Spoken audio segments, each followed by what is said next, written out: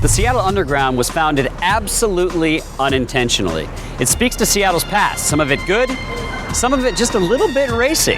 I'm intrigued, aren't you? Welcome to Seattle's Underground Tour. The tour was started on Memorial Day weekend, 1965, when Bill Spidell, who was a local newspaperman, noticed they were tearing down buildings in the neighborhood, calling them old Victorian eyesores. He wanted to preserve our history.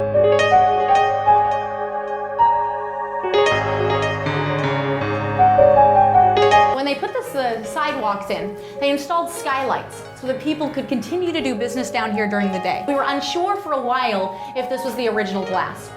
The reason is that one of our old guides from the 60s used to tell a story about young men gathering down here, working ladies standing up there, prices of their services on the bottoms of their shoes, waiting for the business up top. Interesting. And she would refer to this as them selling their souls.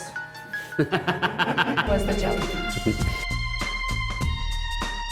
So the first toilets that came to Seattle were distributed by a man from Chelsea, England named Thomas A. Crapper. Invented what he called Thomas A. Crapper's wonderful valveless waterways preventive device. Which is a lot to say when you gotta go. That is a lot. You can have an accident. So we shortened to the Crapper, but there was a strange pipe coming out the back. So you looked at the instructions, it says, attach pipe to city sewer system. Right, they looked in the box for a city sewer system. They didn't have one. In the 1880s, Seattle decided to take a census, an occupation survey.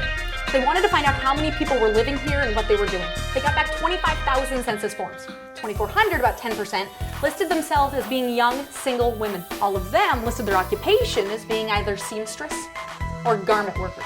So we thought this was a bit fishy. I decided to have an investigation into it.